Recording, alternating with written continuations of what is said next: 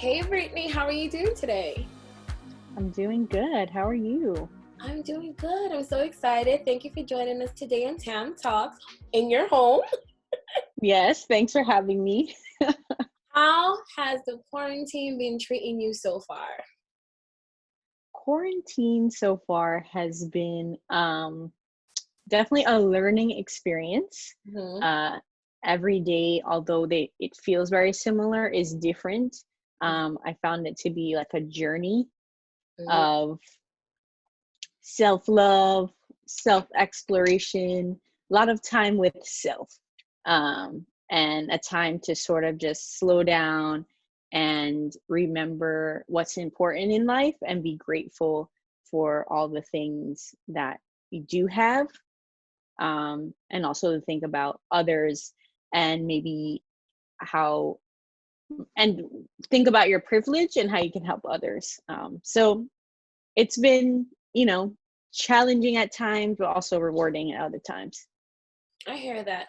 I know earlier this year you went to Trinidad Carnival and you were like living your best life and enjoying it. Like, how does that transition feel from somebody that you go out to events, like you're out, you are there, you had so much fun, you fly, you travel, and to now just being in a corner or just being in one space and really can't move unless it's like mandatory. Like, how does that feel? Well, I'm so grateful that I had the opportunity to go to Trinidad Carnival before this all started. It was sort of like the last hurrah before quarantine. So that was awesome.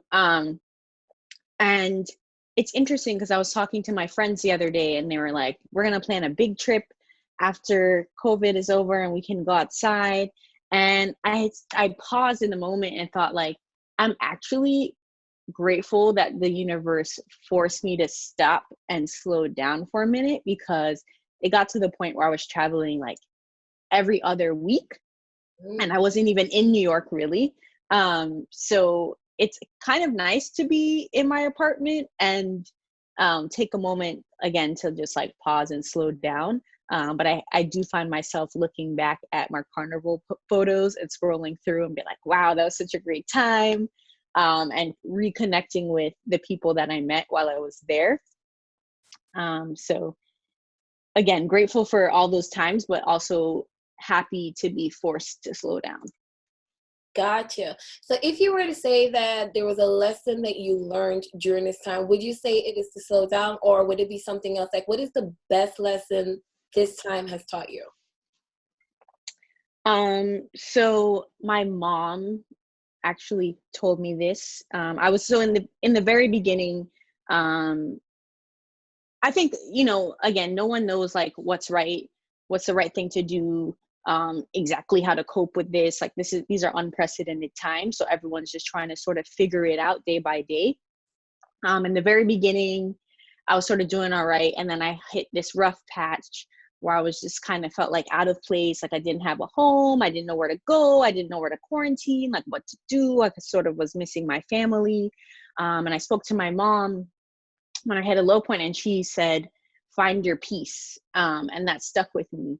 And ever since we had that conversation, I've been doing a lot better because I've been taking the time to find my peace in like the smallest things. So it could be just like one day waking up and I feel like putting on makeup or doing my hair or trying on this sweater that I haven't worn in like 5 years because no one else is going to see it because I'm in the house, or trying something new or different, right? So I think it's just those little things that you never had the time to stop and be grateful for, finding your peace in that, and being happy with it.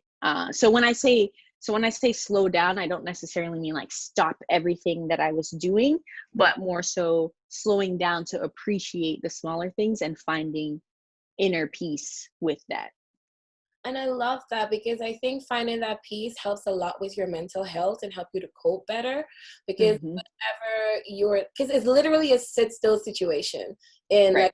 like, so finding that peace is so important because then you'll just be like, ugh. And it's also a mindset. It's funny. I was talking to my manager and he was like, he went away to the Hamptons and he said, yeah, I was talking to my friends and they were saying New York's so scary now because all you can hear you can hear a pin drop and you can't hear like people outside and sirens and stuff. And I was thinking, I was like, when in the history of New York City has it ever been this quiet, right? So you can look at it as like a negative thing, or you can look at it as a positive thing, whereas all day it's quiet, and at 7 p.m. I hear people banging on their pots to applaud the healthcare workers, right? So I think, again, it's a shift in mindset, and you can look at things in a positive light or a negative light. So I just keep reminding myself to think positively and be grateful and find my peace. I love that.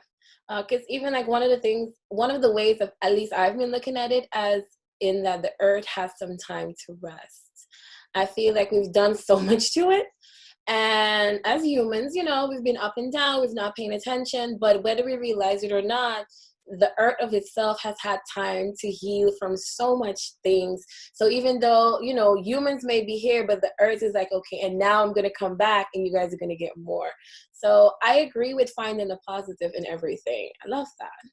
Yeah. And I think, again, like, I'll speak for myself. I took a lot of things for granted. I took jumping on a plane and going to Trinidad and jumping in the carnival, not for granted, but now I can sit back and think of like, wow, how much of an amazing experience was that I got to connect with thousands of people from across the world, and we got to be in one space and connect. So having the time to stop and think about it makes you be really grateful for it. And it's funny, today I was cleaning under my couch and found an old boarding pass to Jamaica. And I was like, this is a sign that as soon as I can get on the plane again, I'm going straight to Jamaica. I hear that. I hear that, and enjoy it. Enjoy your culture, be immersed in it, and have fun, because you hear the term life is short, but I feel like this is really put it into perspective. Like, life is short. Yep. Enjoy the moments, smile more, enjoy your family, enjoy life. Don't kill yourself for things that don't really matter, and focus on the things that really do. Exactly. And I think that is another thing I've been reminding myself is like, don't be too hard on yourself. Some days I wake up and I feel like joining an Instagram live workout, and other days I don't. And it's okay to sort of sit in the moment and be okay with how you feel. Some days are going to be good, some days are going to be bad. But again, just like staying positive and trying to find that peace. You said something earlier that sparked a thought, but can you remind me what you said like 2 minutes ago? Oh. we were talking about culture and yourself, because you were saying that you were going to go back to Jamaica, and I know that your roots are Jamaican roots. So yes, that's what it was. Yeah.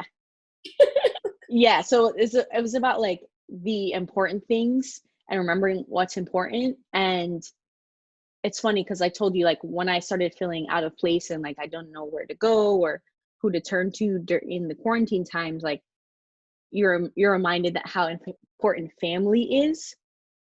And I just wanted to have that time to connect with my family, and I missed them so much. And all of the other things that were not as important sort of fell to the wayside. So I think it is a moment in time where it's reminding us to focus on what's important. And also your point you made about like nature, it's funny because you look at like the animals and stuff, and they're continuing their life. Like they don't know that COVID-19 is happening. So, but back to what you were saying about like the earth having time to sort of regenerate itself, like all of those people who were taking flights and all of like the gas emissions that humans were causing, like this is kind of a moment for us to give the earth a little break. And then once we come back, I think that we will be more grateful for all it has to offer. And even just grateful for like other people and that human connection. I read something a while ago on like psychology and how humans will literally die if they don't have connections with other humans. So I think that's really interesting in times like this where, we're calling it social distancing, but humans have found new ways to communicate and conversate, whether it be Instagram and Facebook or creating fun videos on TikTok, even Zoom meetings and, you know, conversations like this. Like, we need that human connection. And I think it's just amazing of how creative we are. And in times like this, we found ways to connect in new, meaningful ways. Yeah, in moments like this, you're definitely grateful for Instagram, Facebook, TikTok, YouTube, because it has really, like you said, given us, because some days when I would feel like, because I'm a homebody naturally, but still, is the option to not go out that kind of sucks. So Right. some days it's like, ugh. And then I would pull up one of these social platforms. I'm like, okay, I can feel better. So it creates, even though you may not physically be in the presence of people, it still creates that community that's important for you to keep going. So Exactly. And, you know, it's funny, like the other day I got a invite from my friends from college who I haven't spoken to in like a few years. And, you know, we were like on FaceTime for like an hour, just talking about like old times, catching up. So again, it's giving us that time to like connect with the communities that we may have been a little distant from because we were so busy in our day to day. So it's, you know, again, I'm not going to sit here and say it's great, but it's finding those things that make it a little bit better. finding the good balance, you know. Yeah. So here's the question, because I've seen this been feuding on social media, and I had to ask, are you pro when you get out of this, you need to get at least 12 new degrees, you need to have 5 new businesses, or are you pro, okay, let's just chill, we didn't plan for this, let's relax and just revive, regenerate, and go? Like, which side of this do you think you fall in? So again, no one has the right answer, right? And what works for someone might not work for someone else. And I think it's about finding what works for you. Personally, I'll share a story. In the beginning, like the first 2 weeks of quarantine, my friend shared Yale was giving a free course on the happiness of psychology, and you could get a certificate from Yale. And I was like, yeah, I signed up for it. I haven't watched the course at all. So like, I think there's like wishful thinking of things that you want to accomplish, and there's reality of just staying sane and accomplishing the things that you have to do. So yes, I would love to have started 3 new businesses and got abs and learn all these new recipes. But to be honest with you, sometimes I just want to like turn on music and dance in my living room and be happy. So I wouldn't say that I'm either or. I think whatever works for you works for you. I've seen people where it helps them to take their mind off of what's happening by staying busy. I'm not necessarily like that. I'm more so like, I just want to do things that make me genuinely happy and spark joy. And again, those are, for me, are the smaller things. It's not necessarily getting a new degree, but I'm not bashing anyone who's doing that, because I think, again, whatever works for you works for you. And I think it's awesome that we now have the opportunity where universities like Yale are providing free courses for people to take. And especially, you know, that course is great. The psychology of happiness is a great course to take. Hopefully one day I'll finish it before this is over. But in the meantime, I'm just doing the little things that bring joy. I hear that. And I support that, because I think it's to each its own and what works for you. Because some people genuinely, I think, needs rest, especially the, doing a lot. And then I think that there's some people that could do more, but I agree with you. It's to each its own. So it's like, for me, because I feel both ways. Like today, I feel this way, and the next day I feel this way. Exactly. So Exactly. one day I want to be productive, and one day I'm like, listen, couch, let's right. And it's a journey, right? Like no one knows when this is going to be over, when we're going to be outside. So every day you wake up and you sort of take on the day, and it's just about, for me, it's about reframing my mindset of like, what am I thankful for today? What can I get accomplished today? And not being too hard on myself. That's great. So on that note, let me ask you this. If you had to choose one of your proudest achievements in life, what would it be? Wow, that's a That's a tough question. Proudest achievement in life. Um, I would say, um, I wasn't ready for that question. Okay. My proudest achievement in life, I would say, was completing portfolio school. The reason why I choose that as my proudest achievement is because it really pushed me to the limit and made me realize that anything I put my mind to, I can accomplish. And there really is no limit. Having the freedom to create without boundaries and really push yourself. Like, I remember we worked, we barely got sleep. Like, it was harder. Portfolio school for me was harder than undergrad, and it really pushed me and my creativity and imagination. So completing that 2-year program and being able to take those learnings and also like share with people in our community, the Caribbean American community, young creatives of color, that there is a possibility to have a creative career and not just be like a starving artist, because that's what my parents sort of put in my head as the only opportunity to be creative.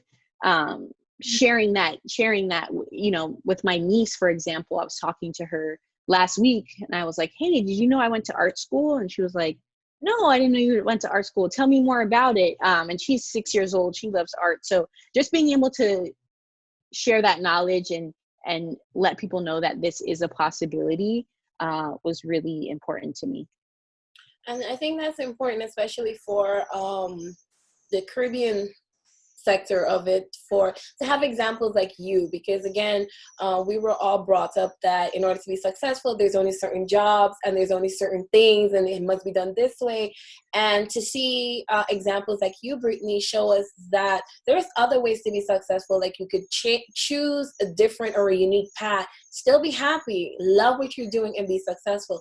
So I think like that's one of the reasons why I love talking to you. I enjoy, following your posts. I enjoy what you do because you are like, for me, like the poster child of what Caribbean parents need to be looking at. Like,